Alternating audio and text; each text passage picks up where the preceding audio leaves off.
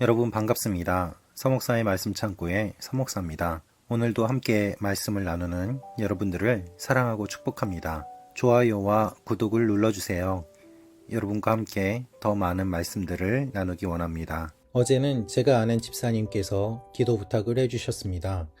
손 세정제 만드는 일을 하시는데 원료가 부족해서 주문을 감당할 수 없다고 원료를 얻을 수 있도록 기도해 달라는 것이었습니다. 그리고 오늘 연락을 받았습니다.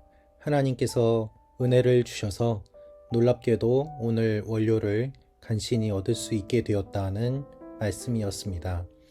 여러분들의 삶 가운데서도 간증과 나누고 싶은 이야기가 있으시면 댓글로 나누어 주십시오. 여러분들의 나눔을 통해서 더 풍성해지는 일들이 일어나기를 원합니다. 오늘은 요한복음 9장 13절에서 34절 말씀입니다. 오늘 말씀은 앞을 보지 못했던 사람들과 바리새인들과의 논쟁이 기록되어 있습니다. 사람들은 전에 눈먼 사람이던 그를 바리새파 사람들에게 데리고 갔습니다.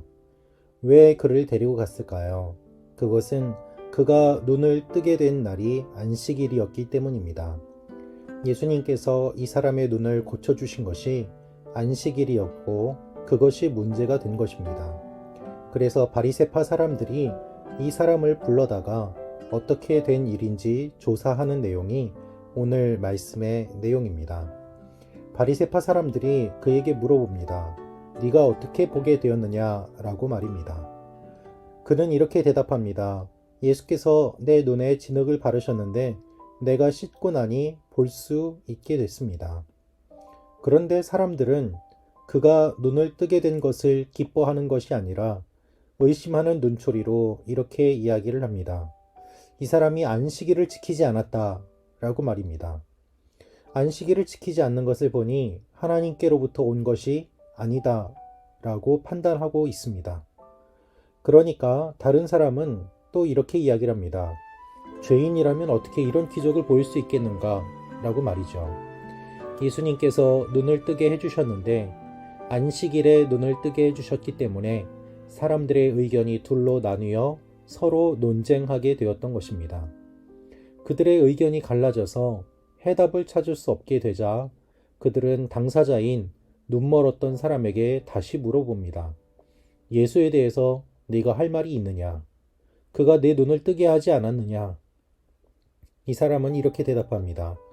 그분은 예언자이십니다. 그렇습니다. 여러분, 유대인들에게 있어서 죽은 사람을 살리는 것과 앞을 보지 못하는 사람의 눈을 뜨게 해주는 것 두 가지 기적 중에 어떤 기적이 더 큰 기적일까요? 우리의 생각으로는 죽은 사람 살리는 것이 큰 기적이라고 생각합니다. 그러나 유대인들에게 있어서는 앞을 보지 못하는 사람의 눈을 뜨게 해주는 것이 더욱더 큰 기적이었습니다. 왜냐하면 그 어떤 예언자도 앞을 보지 못하는 사람의 눈을 뜨게 한 기적을 행한 적이 없기 때문입니다.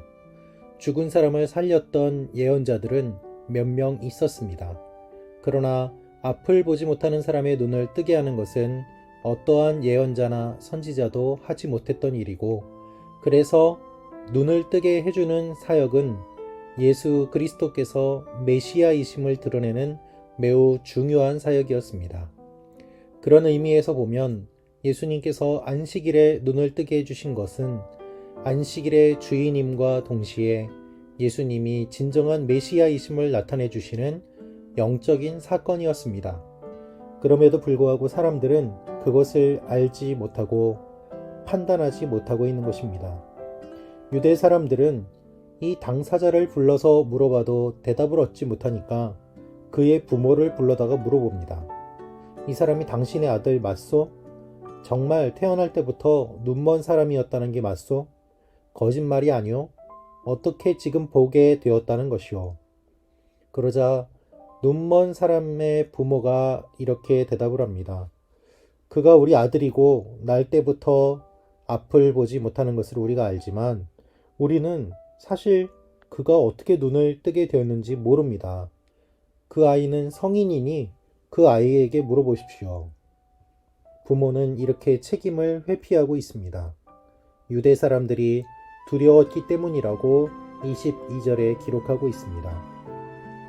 유대 사람들은 이미 예수를 그리스도라고 인정하는 사람은 누구라도 회당에서 내쫓기로 결정했습니다.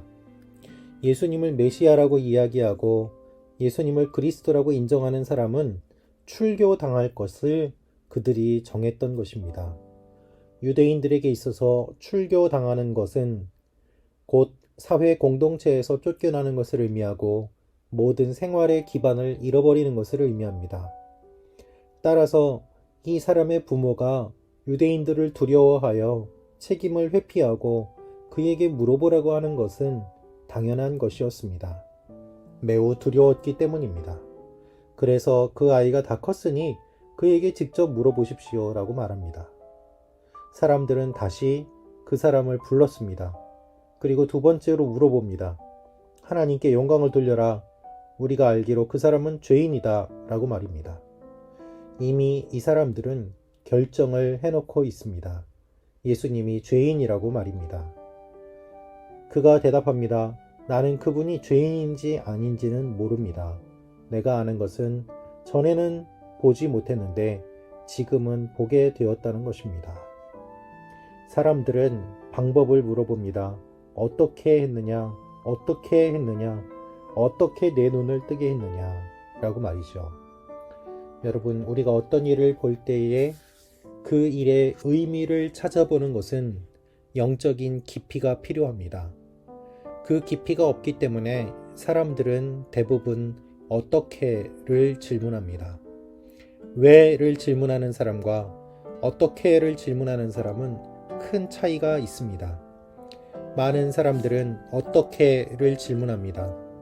왜를 질문하는 사람은 많지 않습니다. 우리가 어떤 일을 할 때 왜 하는가를 물어보지 않고 어떻게 하는가를 물어보는 것을 너무나도 많이 보게 됩니다. 사람들은 예수 그리스도께서 왜 눈을 뜨게 해주었느냐가 아니라 어떻게 뜨게 해주었느냐라고 물어봅니다. 그는 답답해서 이렇게 이야기합니다. 왜 똑같은 말을 하고 있습니까? 내가 답답합니다. 당신들도 그분의 제자가 되고 싶습니까? 그러자 그들이 욕을 하며 그에게 말을 합니다. 너는 그 사람의 제자지만 우리는 모세의 제자들이다. 여러분, 종교 지도자들이 하나님을 잘 섬긴다는 사람들이 이 사람의 말을 듣고 욕을 하며 그를 공격합니다.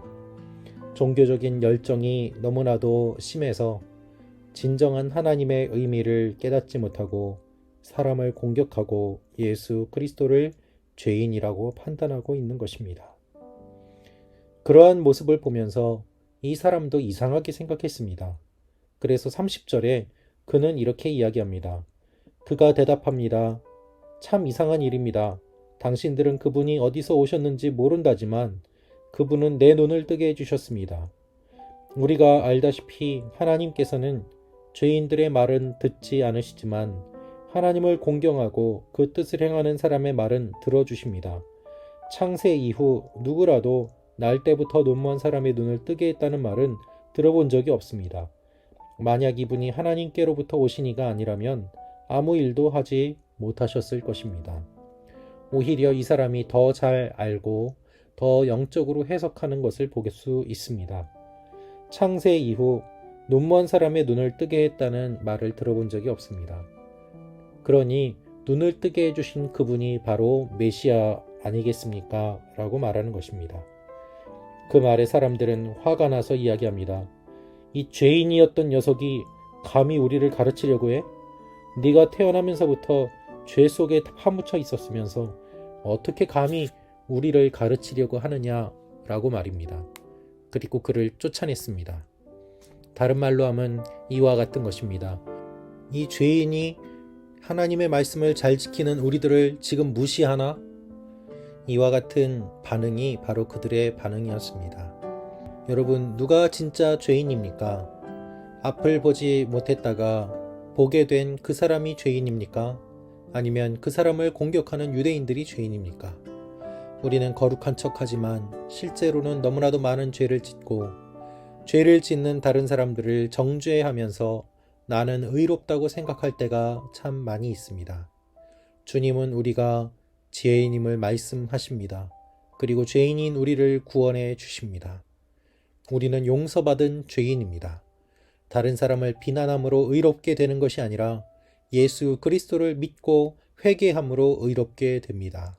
이 사실을 기억하며 우리의 죄된 모습을 바라보고 그 죄를 끊으며 하나님 앞에 나아가는 여러분과 제가 되기를 주님의 이름으로 축원합니다.